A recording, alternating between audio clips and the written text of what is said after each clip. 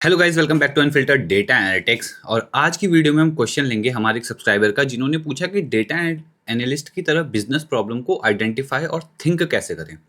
तो गाइस, मुझे लगता है बहुत ही अच्छा क्वेश्चन है और इसको हमें एड्रेस करना चाहिए, क्योंकि यहाँ पे बात की जा रही है कि प्रॉब्लम्स को, बिजनेस प्रॉब्लम्स को स्पेशली हम कैसे समझें। तो देखो, आओ मैं आपको बताता हूँ आज की वीडियो में क्या क्या चीज़ें हैं मेरे पास आपको दिखाने के लिए।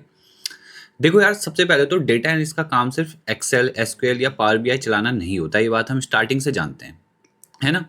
तो सबसे इंपॉर्टेंट स्किल क्या होती है डेटा एनालिस्ट की? बिजनेस प्रॉब्लम को समझना और सही क्वेश्चन पूछना। क्योंकि जब तक सही क्वेश्चन नहीं पूछोगे, रूट प्रॉब्लम तक पहुंचोगे नहीं, सॉल्यूशन आएगा नहीं, काम बनेगा नहीं, है ना। तो इसीलिए स्टेप वन क्या होगा? बिजनेस को समझो। सबसे पहले ये समझो कि कंपनी एक्चुअल पैसा कैसे कमा रही है। फॉर एग्जाम्पल, अगर ई कॉमर्स कंपनी है तो सेल्स, कस्टमर्स, ऑर्डर्स, रिटर्न्स और प्रॉफिट इंपॉर्टेंट हो सकते हैं, है ना। अब स्टेप टू पे हम क्या काम करेंगे? नंबर्स में अनयूजुअल चीजें ढूंढो। देखो, ये जो अनयूजुअल चीजें होती है, इन्हीं को हम बोलते हैं क्या? ट्रेंड।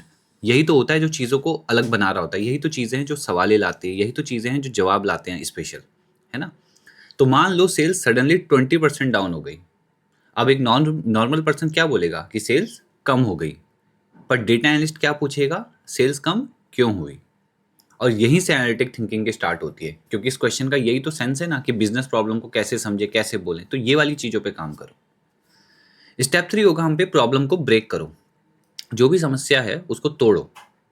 सेल्स कम हुई तो देखो कि कस्टमर्स कम आए क्या, ऑर्डर्स कम हुए थे, या एवरेज ऑर्डर की वैल्यू कम हो गई, या हो सकता है किसी पर्टिकुलर सिटी में सेल्स ही डाउन चले गई हो, है ना। होता है ना, बहुत सारे प्रोडक्ट्स के साथ आप देखते हो कि हाँ यार, यहाँ पे ये ज़्यादा बिक रहा है, यहाँ पे कम बिक रहा है। बहुत बहुत कुछ होता है ऐसा। किसी पर्टिकुलर प्रोडक्ट की डिमांड कम क्यों हुई, ठीक है। रिटर्न्स इंक्रीज हुए कि नहीं हुए, क्या हुए, है ना। तो एक बिग प्रॉब्लम को स्मॉल क्वेश्चन में ब्रेक करना सीखो, तब जाकर के आपको समझ में आएगा क्या हुआ और कैसे हुआ। फिर हम बात करेंगे नेक्स्ट स्टेप में वाई के बारे में। और इस वाई को हमें बहुत यूज़ करना है। देखो, होने को तो मैं हमेशा बोलता हूँ, ये जो क्वेश्चन फैमिली होती है ना, the who, the what, the who, the what, the when, the why, the where, ये बहुत ही अच्छी फैमिली होती है। क्योंकि ये फैमिली हमेशा हमको डायरेक्शन देने के लिए रिस्पॉन्सिबल होती है। देखो, कोई भी सवाल होता है ना, सवाल पता है कब बनता है? सवाल तब बनता है जब उसके आगे हमें एक टॉर्च लगा करके सही चीज़ को ढूंढना होता है। वरना अगर हम सवाल ना पूछे और चलते जाएं, तो फिर हम में और हमारी इंटेलिजेंस में क्या फ़र्क रह गया? इंटेलिजेंस का काम यही तो है। इंटेलिजेंस ये थोड़ी है कि आपने ए टू जेड लर्न बहुत अच्छा कर लिया, कि ए फॉर एप्पल और जेड फॉर जीब्रा। इंटेलिजेंस तो हमको ये बताती है कि ए फॉर एप्पल, और एप्पल क्या होता है, कहाँ से आता है, क्या एग्जिस्टेंस है एप्पल की। जीब्रा क्या है, इसको एनिमल क्यों कहते हैं, ये कैसे बिहेव करता है। ये इंटेलिजेंस है। इंटेलिजेंस ये बिल्कुल नहीं है कि आपने ए टू जेड रट लिया उसे, ठीक है। चलो, इसीलिए आपने देखा होगा स्कूल लेवल में भी जो हमारी चीज़ें जो ट्रिकी बनती हैं, वो क्लासेस के प्रोग्रेस के साथ बनती है। क्यों? क्योंकि हमसे एक्सपेक्ट किया जाता है कि हम थोड़ी सी इंटेलिजेंस की तरफ बढ़ें। अब हम रट्टाफिकेशन से दूर हो जाएं। Okay, what happen? देखो, सर्कल ऑफ लाइफ है। यही बीच में ऐसा पॉइंट मेरे दिमाग में आया था। सर्कल ऑफ लाइफ है ना, जब हम शुरू करते हैं तो हमको लगता है कि यार ये तो लर्न करना पड़ेगा, ए फॉर एप्पल। फिर उसके बाद फिर अगली क्लास में जाते हैं, वहाँ क्वेश्चन आता है, what is politics, why did this and that happen. मतलब ये सब याद है ना यार। आपने कितनी चीज़ें पढ़ी हैं पीछे, कितनी कॉपियाँ भरी हैं आपने। पर असली सवाल तो ये था कि ज़िंदगी क्या है, उसको समझो।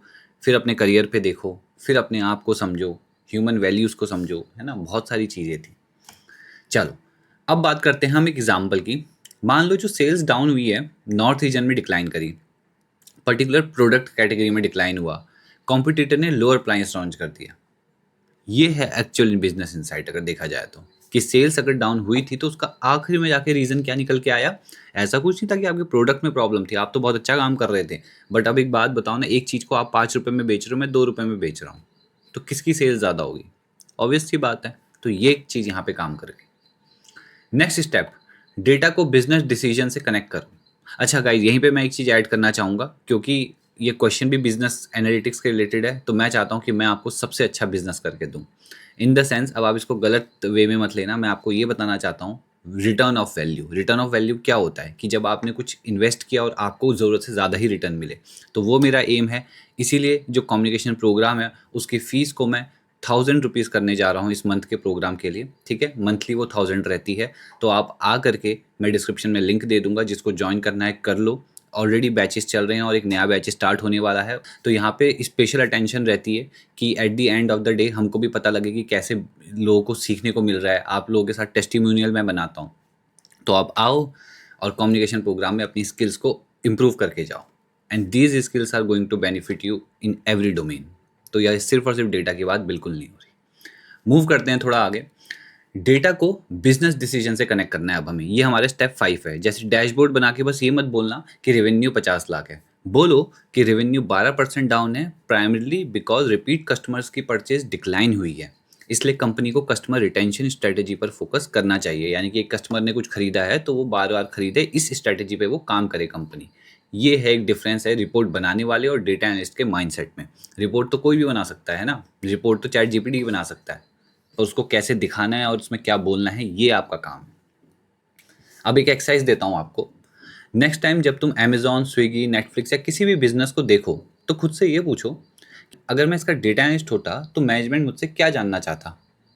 फिर 5 क्वेश्चन लिखो। एग्जाम्पल के लिए बता रहा हूँ आपको। जैसे एक क्वेश्चन आप ये लिख सकते हो, कस्टमर्स क्यों लीव कर रहे हैं, कौन सी प्रोडक्ट कैटेगरी सबसे प्रॉफिटेबल है, कौन से कस्टमर्स रिपीट परचेज करते हैं, सेल्स किस रीजन में डिक्लाइन हुई है, कंपनी रेवेन्यू कैसे जनरेट कर रही है ना, ये वाली बात है। अगर तुम डेली 10 से 15 मिनट बिजनेस प्रॉब्लम को एनालाइज करोगे तो ग्रेजुअली तुम्हारी एनालिटिकल थिंकिंग इंप्रूव होगी। प्लस इसके साथ मैं ऐड करना चाहूँगा एक पॉइंट, बहुत सारी ऐसी बुक्स हैं जो कि बिजनेस रिलेटेड होती हैं, है ना। तो हाउ टू थिंक बिग और इस तरीके की जो बुक्स हैं आप इनको देखो, है ना। यहाँ से भी आपको बहुत कुछ ऐसी स्ट्रेटेजीज मिलेंगी, सीखने को मिलेगा कि कैसे rich dad poor dad, I think इसमें भी आप देख सकते हो चीज़ें कुछ, है ना, इस तरीके से। तो आई होप आज की वीडियो आपको प्रॉफिटेबल लगी होगी तो वीडियो को लाइक करना, चैनल पे नए हो तो सब्सक्राइब करना। मिलते हैं जल्दी नेक्स्ट वीडियो में कल सुबह 8 बजे। बाय।